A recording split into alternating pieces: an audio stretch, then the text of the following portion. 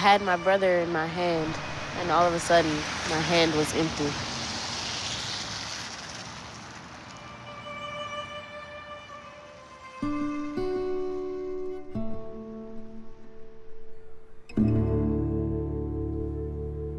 Xavier is now 8. We call him X. He is to us the mighty X-Man, yes. X, as a little person, from the time that he hit the floor in the morning until you had to forcefully to almost tie him down at night, he was running back and forth, extremely energetic. He could call football plays. He loved the Green Bay Packers. I could turn the game on and sit him in front of it and do house chores. You know, most people sit their babies in front of Sesame Street. I could sit X in front of a game. He would have been an excellent athlete.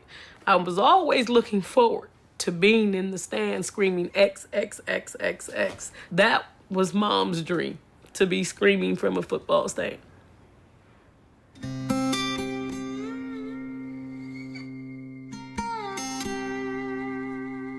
He's just arriving from school now.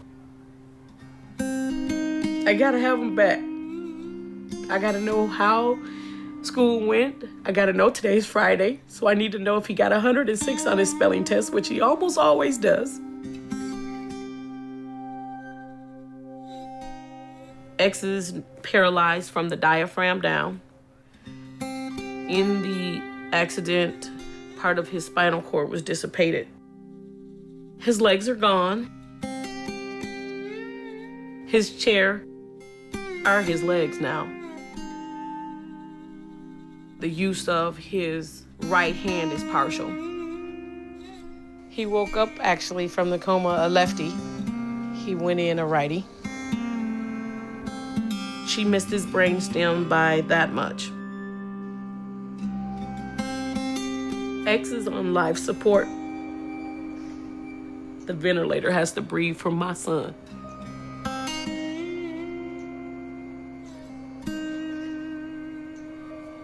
Most nights, I'm here on the couch, listening for the ventilator, listening to making sure that all the breaths are right, that his PEEP on his doesn't change, that he doesn't need suctioning during the night. I hear everything. I hear everything. I can hear the ventilator change cycles. I can hear just the breath sounds different and run down the stairs and the nurse goes, "He's good, Mom. He's good." Boy, you got good ears.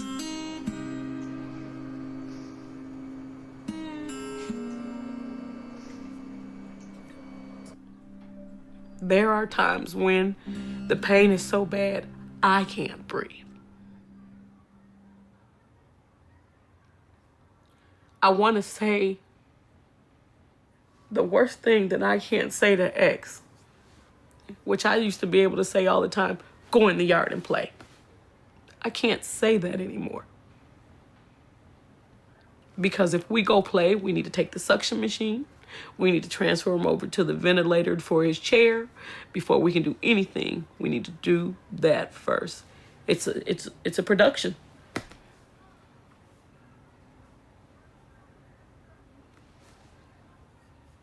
I can't say go play.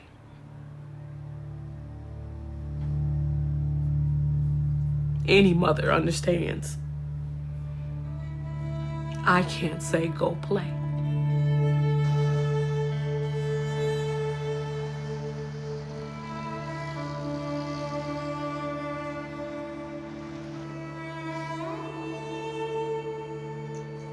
He comes to life when she comes in the room. Say.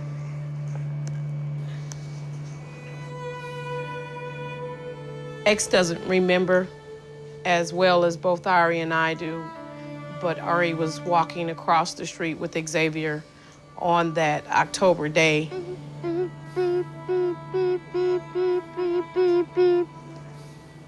We pray that that never happens to another brother or sister. We pray that another child doesn't get taken from a family member's hand. She came from this direction, and at first we didn't even see her. The cars on the other side of the stop sign, they stepped off the curb, coming across the street, and Ari said he was gone. She took him from Ari's hand.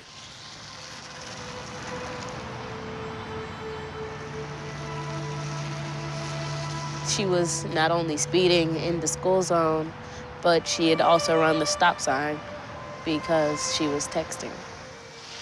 The lady who hit X was texting. Her head was in her lap. She never even saw X in front of her. She actually came straight through the stop sign. There were no brake marks, no skid marks at all.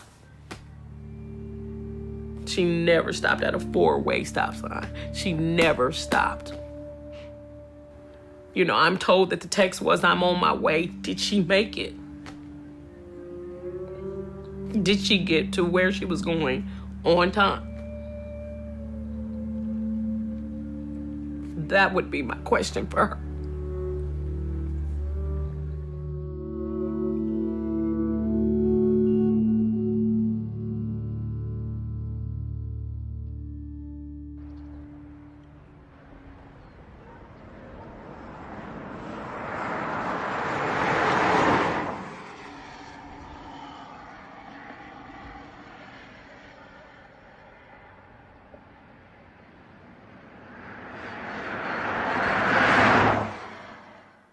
I feel like it was just a dream.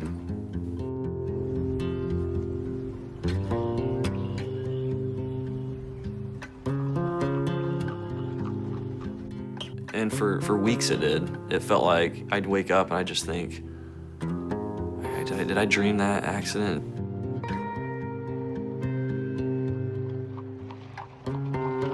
I'm just a guy, you know, I'm just a young guy, I got a wife, you know, a daughter on the way. I'm just a guy.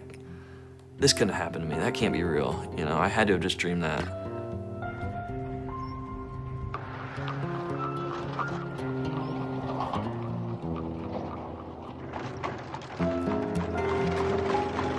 Memories, you know, what you saw that day, you know, they come back at different points. You know, I'll maybe be somewhere and I'll see an Amish family, or I'll see an Amish, and it'll bring back memories of the accident.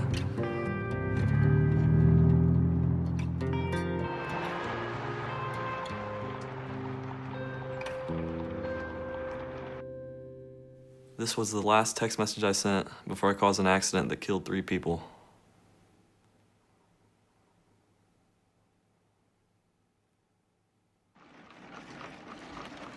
The Amish family was on their way 8 o'clock in the morning that day, and then the van was driven by a young man from Bluffton, Chandler Gerber. He was on the way to a job. He cleaned carpets at the time.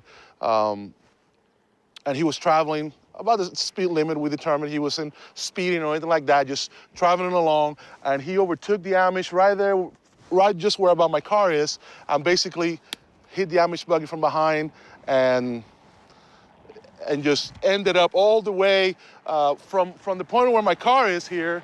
It's about 400 feet, 430 feet where he ended up, where the van ended up. I was heading east, right into the sunrise. Driving along. As I was driving, I was texting back and forth with my wife. I was texting, and I think I was reading a text back at the time of the accident, because I remember driving and like my head just snapped up when I saw, you know, the windshield just glass broke and screeching, and my head, you know, it happened in about a second. I mean, I had 1,000 thoughts going through my mind. As I started coming to a stop, I saw, you know, a body come down from off the top of the van. And I just thought, oh my gosh, what have I done? What have I done? And I realized, you know, I had hit something, and I realized it was an Amish buggy.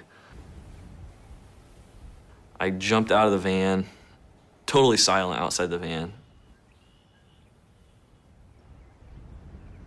At that second in time, there was nobody else coming or going. I walked around back, and I looked in the ditch, and there was bodies just laying there. I mean, it was just silent. It was just quiet. The only sound I heard, the only thing I saw moving was the horse.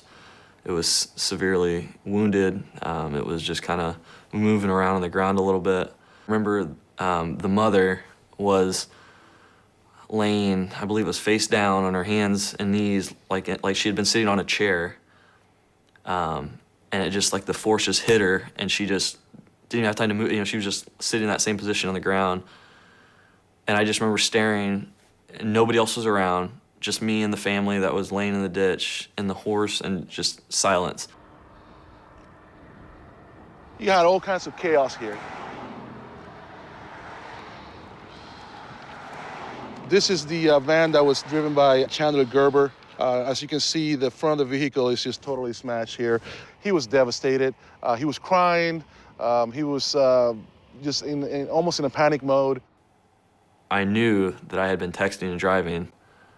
I knew that I had been around that time, you know, involved with reading my phone or texting or what have you. I was hysterical. I think I was probably in shock. I was sitting in a van in the passenger seat, taking in, as far as I could see straight ahead, just lights and sirens and people. And I saw a hearse drive by. And so right then, I just had this sinking feeling that there was at least one dead person. They took two young children. It was a 3-year-old and a 5-year-old. They took a 17-year-old son.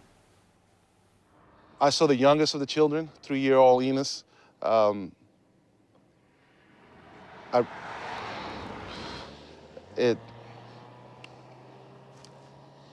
He was laying face down in the ditch, right here, just to our side, right behind, right in front of me here, actually. He looked like he was asleep until we rolled him over, and we saw the injuries to his face, injuries to his legs, looked like they were both broken. It was very devastating.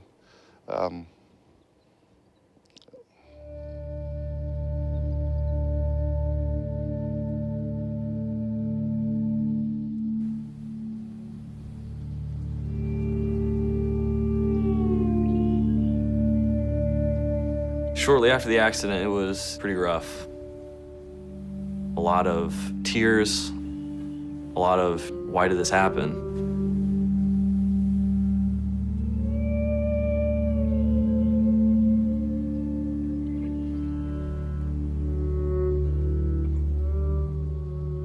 This note was from Martin Schwartz, the father of the children that had passed away from my accident. It says, "Dear ones, trusting in God's ways, how does this find you? Hope all in good health and in good cheer. Around here, we're all on the go and try to make the best we can. I always wonder if we take enough time with our children. Wishing you the best with your little one in the unknown future. I think of you often. Keep looking up. God is always there. Sincerely, Martin and Mary Schwartz."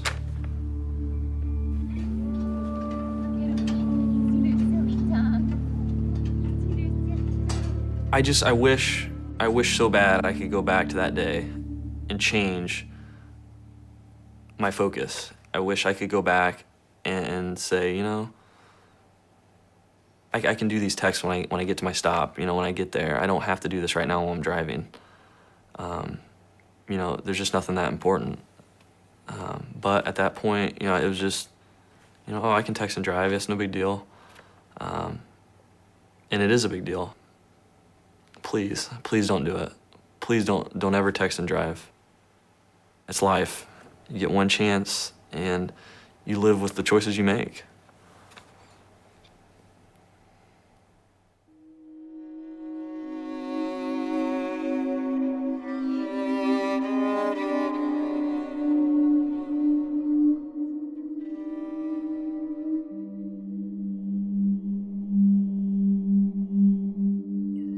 She has no life, really. Her balance is off. Her arms don't work very well. She likes to watch the boats going up and down the river, and She's got double vision. She can't see very well. It's very hard for her. She cannot leave this yard. We put up a fence in her backyard so she wouldn't roll down the bank into the river.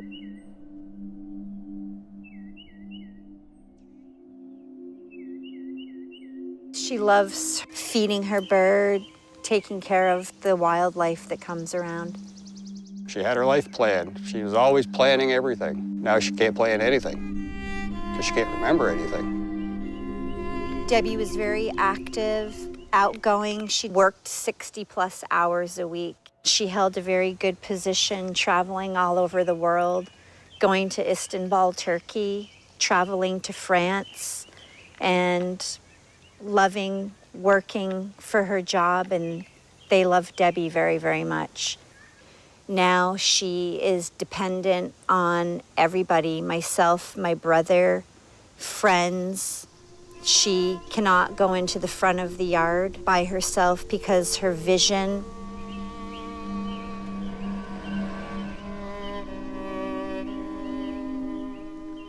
I don't remember anything about the accident. From what I was told, I was bringing my leased dog for work for the last time and night before I went to bed. Well, it was a Sunday night, August the 7th, approximately 9:15. My sister had come out of her house to get her mail by the big pine tree. She was struck by a teenager texting and driving. The white mailbox is where my sister was struck. Was carried on the hood of the car to right over here, and this is where the neighbors found her. When she was in the hospital, she was swollen from head to toe. She had a shunt sticking out of her head right here to relieve pressure in her brain because her brain was so swollen. Her eyes, her right eye was swollen shut. Her face was swollen. Her neck was broken. Both her arms were broken. Ribs were broken. Her pelvis was smashed. She had a broken ankle and a broken leg. Her thumb ripped off, almost ripped off. They sewed it back together. It was terrible. It was heartbreaking. She was in her coma, and I went up to her and I started talking to her. And I had her hand, and she squeezed my hand. She knew I was there. And I told her, I said, Debbie, I know you're in there. I know you can't talk or anything, but I know you're in there. And she gave me another squeeze on my hand. She knew that I was talking to her. She could feel it.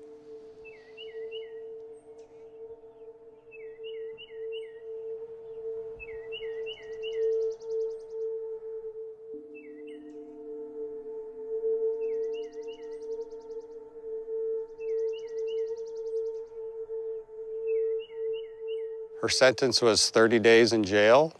She's got 5 months of house arrest, 500 hours of community service, and that's about it. My sister doesn't want anything to do with her. She's too angry right now. And I don't think that anger is going to go away anytime soon. Charlie is the big chocolate lab right here. He was 11 years old when he was killed. Charlie was about 115 pounds. No, he was about 105. 105 pounds. Charlie was my best friend. He was so loving, so lovable. We're working on my sister, and somebody said, "Where's Debbie's dog?" And that's when the search went out, and they found him over here in the trees. The mailbox had been knocked, the blue mailbox had been knocked down. We think that he was thrown through the air and knocked that mailbox down. He took the full force of the car. He laid on the side of the road. The neighbors told us, wagging his tail, while Debbie was being loaded up in the ambulance.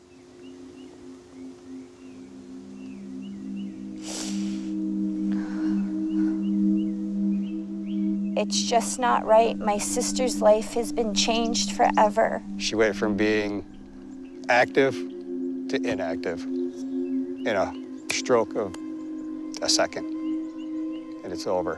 Her life as she knew it is over. She loved work. She helped me with my children. She was always there for me. It's heartbreaking every day to see my sister like this when you knew how she was before.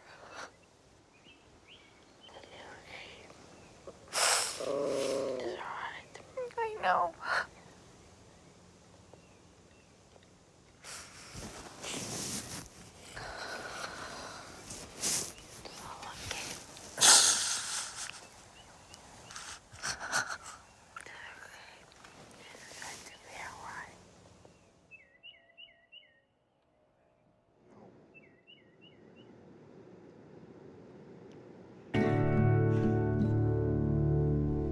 I'm very fond of telescopes.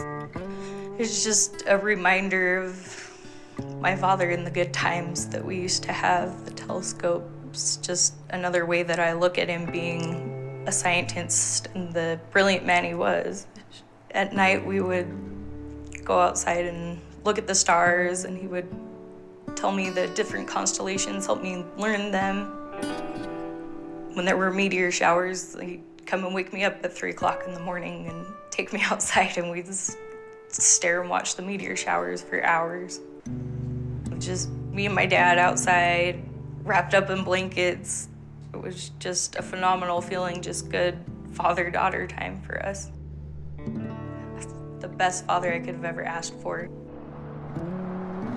Yeah, growing up, I was pretty typical. Played a lot of sports growing up, played basketball, played football, played baseball, ran track. I'm quiet on the phone, I'm awkward on the phone. I have always preferred to text or to talk in person.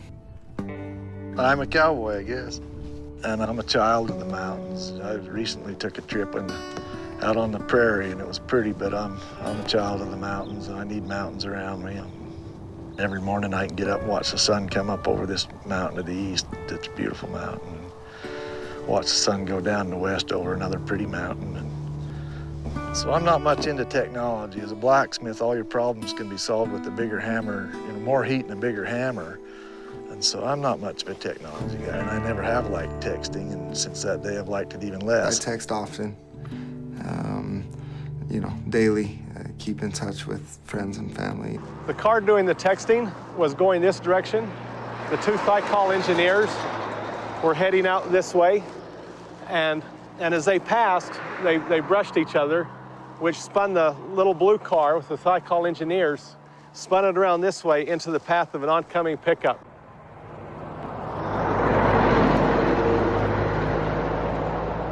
There's about a 15 or 16 mile stretch of Highway 30 going to Logan, and from the time we started on that stretch of road headed towards Logan, the driver ahead of me was distracted. I did notice that. He crossed over the center line multiple times. It was early in the morning.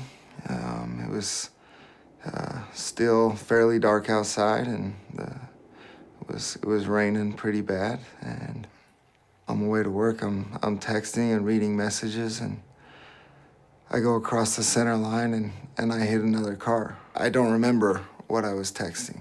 I don't remember what the message said. That's how important it was. And I saw him cross over the center line, and at that moment, things kind of go into slow motion, and you could just see that, and I thought, man, this is gonna be bad. I remember the sound of the cars hitting, glass breaking, brakes and tires squealing. He just sideswiped it and sent it into a skid, and I had the definite recollection of thinking to myself that, I knew right then that I was going to collide with that car, and I just thought, oh, this is going to be bad. I knew right then and there, and the question in my mind was, how bad was it going to be? And my truck hit the passenger's side of the car and basically scooped the car up and carried it off into the ditch with us as we were, I had braked and was trying to get stopped and avoid it, and obviously I couldn't. My pickup went halfway through that car. I got out of my car, I ran back towards the accident, and there was a man on the phone. I heard him say that there were two men in the car that weren't breathing. The two people that were killed were inside the blue car. This other one shows what the car looked like after the accident.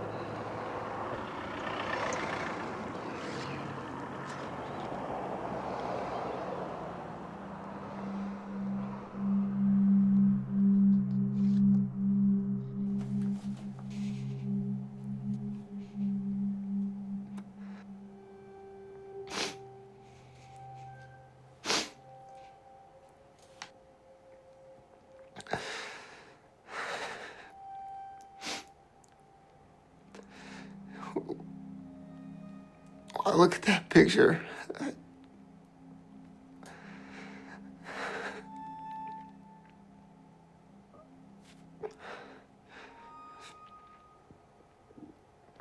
All I can think about is those families, those two men. And while I was driving, I decided that texting and driving was more important to me than those two men were to their families.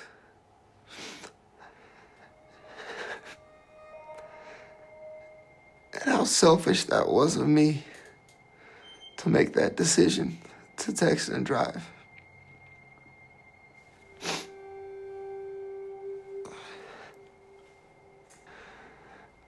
Knowing every day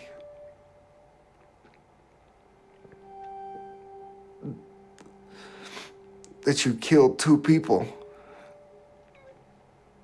is one of the hardest things that you could live with. I have night terrors all the time about my dad's car accident that come in waves of, it can be just me standing on the side of the freeway where it happened, just watching the accident happen and not being able to move. I can't go try and stop the accident from happening. I can't go see if my father's okay. I can't save my father. I'm just standing on the side of the road. I can't do anything. Two, I've been Reggie, the one texting while driving that hits the car. Just being the one that causes the accident. And two, I've been the driver of the truck that T-boned my dad. Just sitting in the seat, just killing my own father. Ended up with some herniated discs in my back, and my knees took a pretty big beating in the dash, and you know how much of the damage to them was from the accident, I don't know, but horseshoeing's a very physical occupation. It's hard on your back anyway, and to suddenly end up with some herniated discs, you know, your life as a horseshoer is over.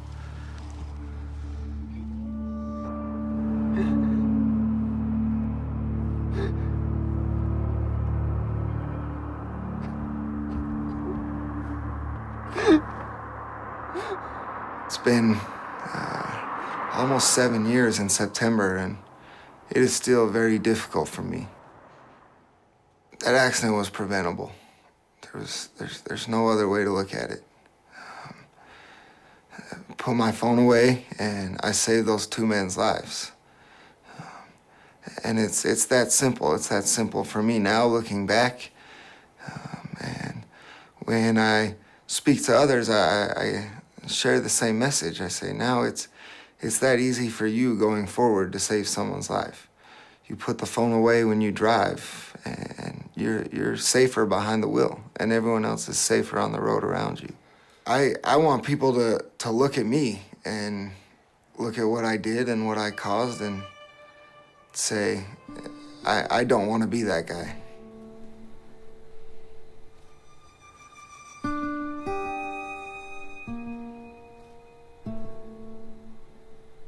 First time I saw Reggie in court, my feelings was just sheer hatred. I was appalled at the fact that this kid my age had killed my dad, taken him away from me.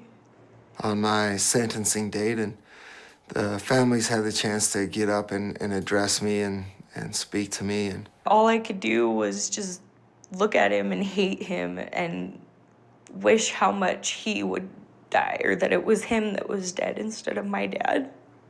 Megan got up and she talked about her wedding. And she had just gotten married, and she talks about how her father wasn't there to walk her down the aisle. And she looked at me and she said, because you took that from me. And she was absolutely right.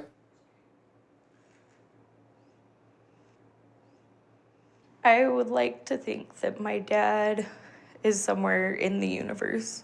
I go outside at night, sit on my balcony when I'm really upset. I stare at the sky, and whenever I'm super upset, I always see a shooting star. And I like to think that that's my way, or my dad's way, of trying to communicate with me. I felt that my dad would not have wanted me to be mad at him for the rest of my life, and that I knew my dad had forgiven him. I knew that, and that he would want me to try and move on and forgive him and even get to know him. Forgiveness that's something that I see from Megan. I see that for forgiveness. I feel it. I'm grateful for it. I reached out to Reggie to tell him, I forgive you. My dad forgave you. I want to help you through your, trying to make a difference in this whole thing.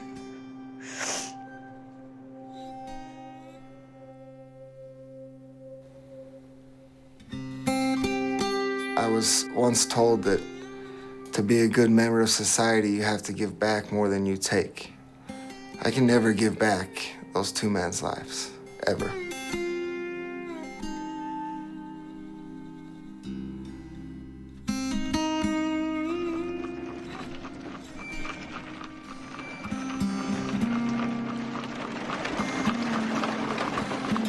I would just like to say, for anybody out there who has a cell phone, focus while you're driving, pay attention while you're driving, don't take your eyes off the road while you're driving. Things can happen so quick that it'll change your life forever. I will say it over and over and over again. Don't text and drive. That it can't wait. I would tell America to please don't text and drive.